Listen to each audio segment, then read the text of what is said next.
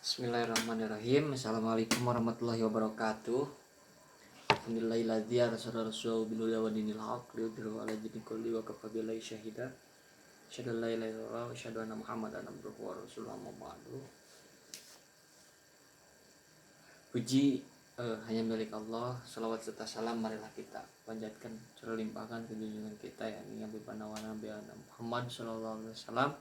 Tidak lupa kepada keluarga, sahabat dan tabi'in. Mudah-mudahan kita dianggap sebagai umatnya, amin ya Allah ya rabbal alamin. Izinkan saya memperkenalkan diri. Nama Endang Ishak dari Hukum Ekonomi Syariah 6A. Ingin memenuhi salah satu tugas ujian tengah semester, yaitu dari mata kuliah Hukum Acara Perdata, di mana dalam kesempatan kali ini kebetulan saya membahas tentang asas hukum acara perdata. Oke, langsung saja. Mengenai tentang asas hukum acara perdata dibagi menjadi beberapa bagian, yaitu kepada hakim bersifat menunggu, hakim bersifat pasif, persidangan yang terbuka, kedua belah pihak harus didengar atau penggugat tergugatnya, kemudian putusan harus disertai alasan, dan yang terakhir adalah sederhana, cepat, dan biaya ringan.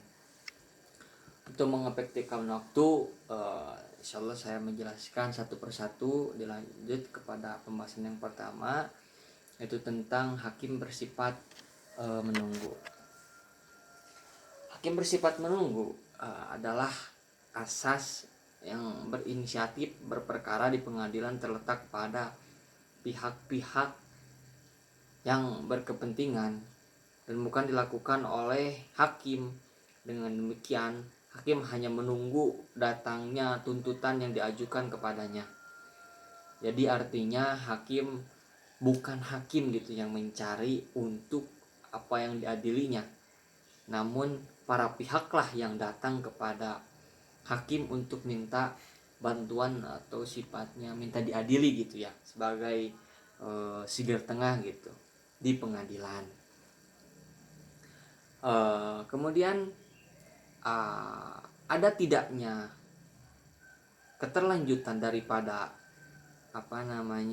proses, ada tidaknya tuntutan hak yang diserahkan sepenuhnya kepada pihak-pihak yang berkepentingan gitu. Jadi mau diselesaikan ataupun tidak, itu terserah lagi kepada yang mempunyai kepentingan, atau bisa dibilang kepada penggugat lah, seperti itu. Apakah mau dilanjutkan ataupun tidak, itu terserah kepada pihak-pihak yang berkepentingan, itu intinya. Jika ada tuntutan, hak tersebut merupakan wewenang negara. Hal ini karena hukum acara perdata hanya mengatur cara-cara pihak mempertahankan kepentingannya pribadi gitu, hanya mempertahankan kepentingan pribadi. Karena seorang hakim tidak boleh menolak, tidak boleh untuk memeriksa gitu, misalkan menolak, saya mah tidak mau, ini bayarannya kecil, ataupun ini kasusnya rumit, itu tidak boleh. Mau tidak mau, ketika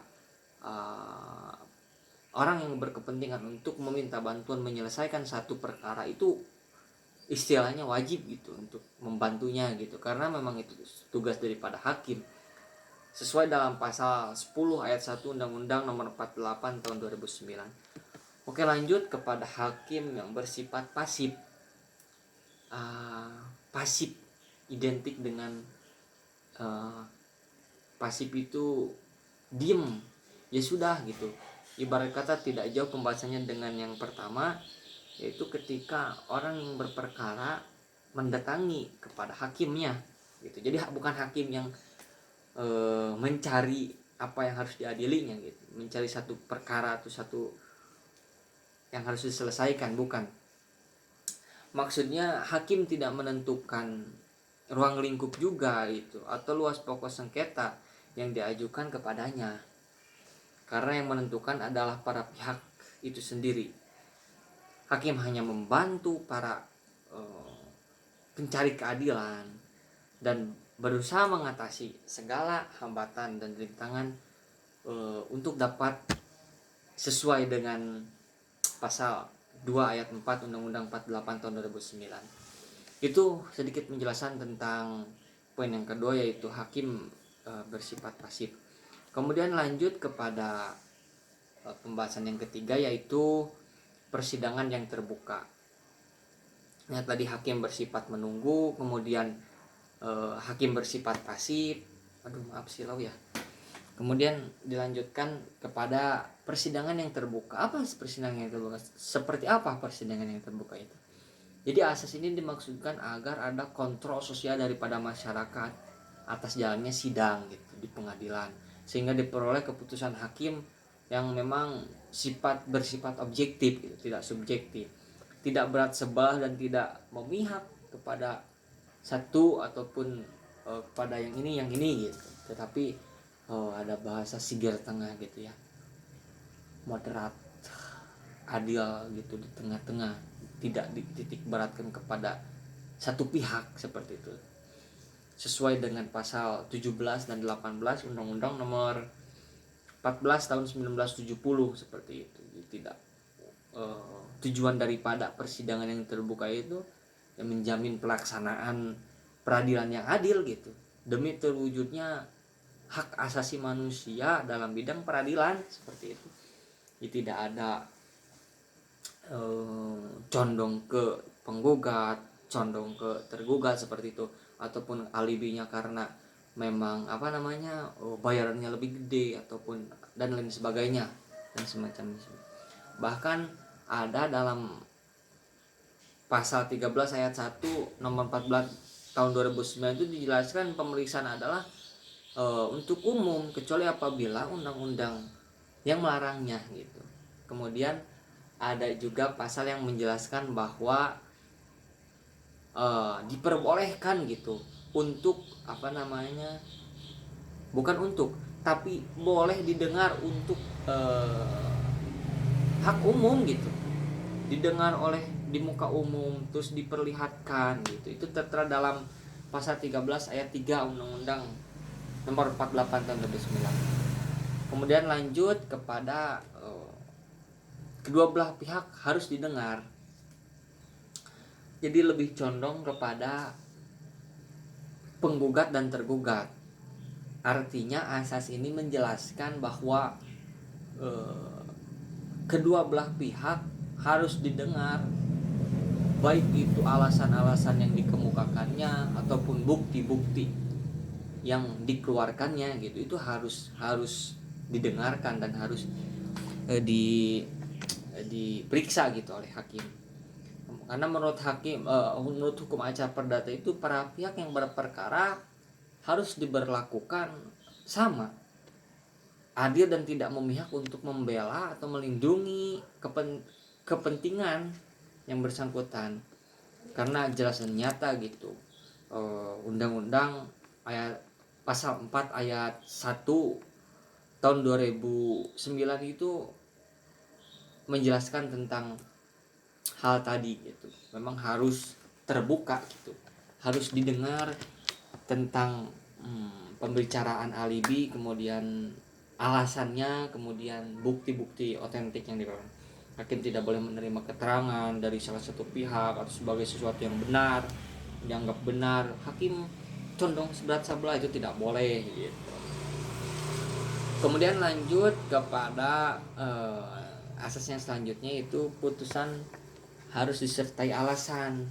Pasal 50 ayat 1 Undang-Undang Nomor 48 tahun 2009 menegaskan bahwa semua putusan pengadilan harus disertai alasan-alasan. Sudah tadi saya jelaskan bahwa memang di pengadilan itu identik dengan alasan. Kenapa harus ada alasan? Karena memang ketika penggugat melaporkan ke paniteraan atau ke pengadilan istilahnya, ya harus ada alasannya gitu.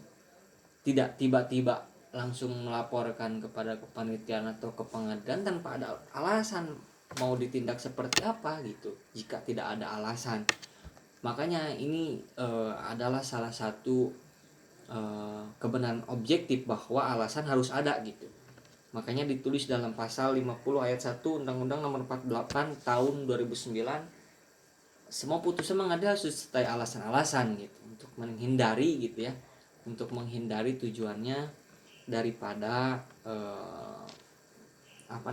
sewenang-wenangnya dari hakim gitu. Jadi kalau memang ada bukti itu enak gitu, alasan ini apa, kenapa digugat, kenapa harus ini itunya gitu, seperti itu. Kemudian dilanjut kepada asas yang terakhir adalah membahas tentang asas sederhana, cepat, dan biaya ringan. Asas ini menjelaskan bahwa asas sederhana artinya caranya yang jelas, mudah dipahami, dan tidak berbelit-belit. Artinya ketika menyelesaikan satu kasus, satu perkara, satu pokok yang harus memang diselesaikan, harus secepatnya diselesaikan gitu. Karena nanti ada hubungannya dengan asas cepat. Kemudian dengan kita bahas satu persatu aja. Tujuannya biar tidak memberatkan satu pihak lain. Artinya kan melibatkan saksi-saksi ataupun para hakim, kemudian tergugat dan penggugat gitu. Artinya harus ada keselarasan antara ketiga itu, sehingga jika sudah ada keselarasan, bekerja sama, kooperatif, maka insya Allah bakal sederhana gitu. Maksudnya tidak bakal berbelit itu ini itu. Kalau apalagi ada bukti dan alasan yang otentik gitu, bakal cepat selesai. Kemudian dilanjut kepada asas yang cepat. Ini sesuai Perma nomor 1 tahun 92 bahwa maksimal diproses di pengadilan itu paling lama 6 bulan dari pengajuan, dihitung dari pengajuannya gitu, didaftarkan atau di kepanitraan. Nah itu terhitung 6 bulan, boleh lebih jika memang kasus atau satu perkaranya itu tidak bisa diselesaikan dalam jangka waktu 6 bulan, itu boleh. Kecuali ya itu maksudnya ada rukhsah lah gitu, ada keringanan sifatnya, karena misalkan satu perkara harus diselesaikan di menyangkut paut di berbagai wilayah misalkan, apalagi kondisi sekarang dengan posisi yang memang susah dijangkau gitu, antara misalkan si penggugat itu harus mencari bukti ke daerah sehingga ke daerah itu sulit untuk dijangkau. Nah itu adalah satu kesulitan dan calik dan asas yang memang harus ditempuh gitu. Kemudian yang terakhir ada asas ringan atau biaya ringan. Biaya ringan ini dikeluarkan untuk mengadakan sesuatu yang bersifat ongkos lah gitu lah ya, ongkos administrasi gitu, atau ongkos yang dikeluarkan untuk pengurusan surat dan lain sebagainya gitu. Dijelaskan pada pasal 121 Hir ayat 1 itu, penetapan biaya dilakukan setelah surat gugatan dibuat. Ini telah didaftarkan oleh panitra dalam daftar yang disediakan untuk itu. Nah itu udah dijelaskan sedikitnya gitu, masih berhubungan dengan asas sederhana kemudian cepat gitu. Nah mungkin itu saja materi sedikit yang saya sampaikan. Kebetulan dalam kesempatan kali ini saya berbicara tentang asas hukum acara perdata, yang dimana dibagi menjadi 6 bagian.